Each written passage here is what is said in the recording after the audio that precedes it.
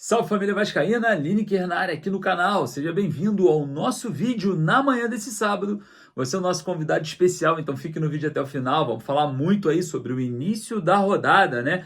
Rodada 25, de olho aí nos jogos dos Gigantes da Colina e também nas partidas que interessam diretamente ao Vasco na chegada à Sul-Americana e também na luta contra o rebaixamento. Vamos falar também sobre jogadores vascaínos sendo convocados para suas seleções e muito mais. Antes da gente começar, deixa o seu joinha que dá aquela moral aqui pra gente e corre lá nos comentários para deixar a sua opinião, é a base aqui do nosso canal. Enfim, começando a falar sobre a rodada que começa hoje, jogo importante, lembrando que essa rodada, em caso de vitória dos cariocas, inclusive do Vasco, a situação ainda fica muito melhor para os Gigantes da Colina na tabela de classificações.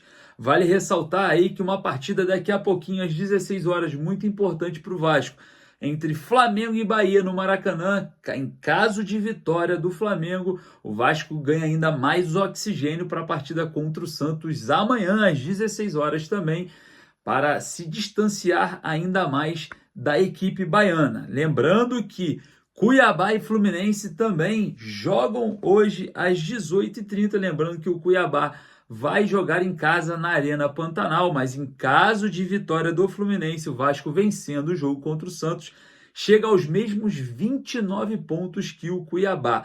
Vale ressaltar também que na segunda-feira, às 20 horas, o Botafogo recebe o Goiás e em caso de vitória do Botafogo, o Botafogo jogando no Engenhão, o Vasco se distancia em caso de vitória contra o Santos ou empate ainda mais da equipe goiana. Então, em caso de vitórias dos cariocas nessa rodada, o Gigante da Colina pode ser muito beneficiado. Então, de olho, né, nesses jogos que são muito importantes. Outros aí, né, retirando agora os 4 do Rio, o Coxa recebe o Atlético Paranaense no Clássico Paranaense também amanhã, às 16 horas, o mesmo horário do jogo do Vasco. O que mesmo acontece um jogo semelhante, né? O Clássico Paranaense para rivais mineiros.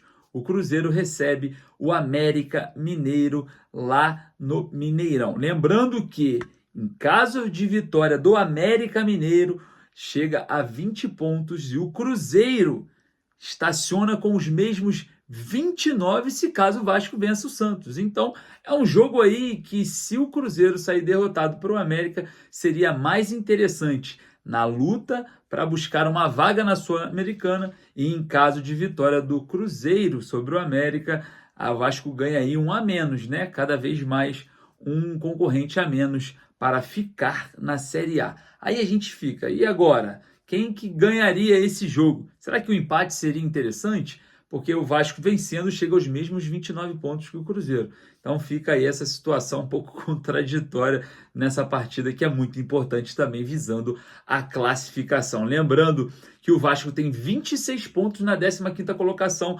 Abaixo do Vasco está o Goiás com os mesmos 26, entrando na zona do rebaixamento com Bahia com 25, Santos com 24, América Mineiro com 17 e o Coritiba Lanterna com 14. Acima do Vasco tem o Internacional, Cruzeiro e Cuiabá com 29, né? O Cuiabá 12º, o Cruzeiro 13º e o Inter 14º e o Corinthians com 30 pontos ali na 11ª colocação com 30 pontos. Então a gente começa a ver zonas da classificação da Copa Sul-Americana muito próxima, mas lembrando que o Vasco precisa sair, né, da zona da confusão. Zona da confusão é essa que amanhã o Gigante da Colina, com a arbitragem de Anderson Daronco, enfrenta o Santos na Vila Belmiro, e o técnico Ramon Dias esboçou a equipe, né, nos últimos treinamentos. A gente pôde apurar ali uma movimentação muito semelhante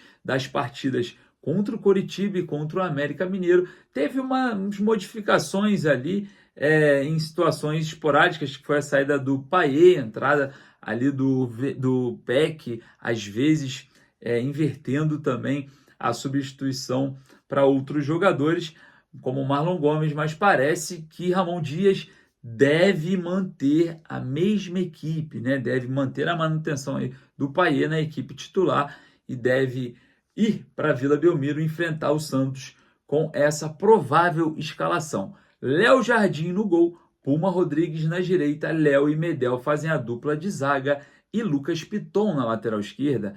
Zé Gabriel é o volante com Praxedes e Paulinho jogando um pouco mais adiantado ali no meio-campo. O Rossi na ponta direita, o Payet na ponta esquerda, eles invertem durante o jogo. E centroavante, Pablo Vegetti.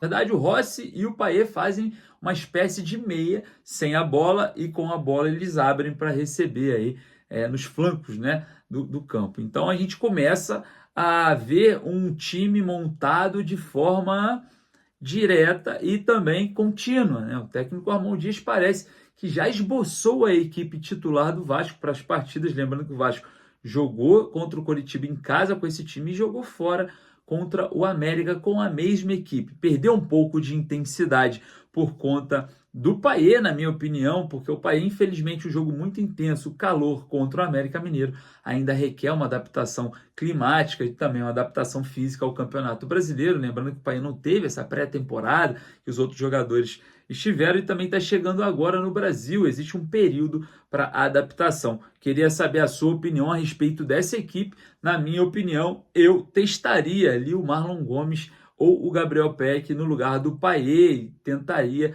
o francês no segundo tempo, já com a equipe adversária um pouco mais cansada, até que Dimitri Payet ganhe aí, tenha uma performance física ou uma melhora no condicionamento para vir a ser titular com a camisa 10 do Vascão. Corre lá nos comentários, deixa a sua opinião.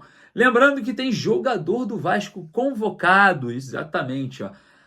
A seleção chilena conta com Gary Medel na partida contra o Peru e também contra a Venezuela. Gary Medel foi convocado e vai estar em atividade aí nas eliminatórias para a Copa do Mundo. Lembrando que Galarza, que é do Vasco, mas está emprestado para o Talleres da Argentina, também foi convocado para a seleção paraguaia. Então, ambos representando aí, entre aspas, né, o Galarza, o Vasco nas eliminatórias. Em boa sorte aí para o Gary Medel. A seleção chilena não vem muito bem, mas espero que melhore para levantar ainda mais a moral do zagueiro, né? Que veio para ser primeiro volante, mas se encontrou ali como zagueiro ao lado do Léo. E a situação envolvendo o setor defensivo do Vasco vem agradando. São 2 jogos, apenas um gol.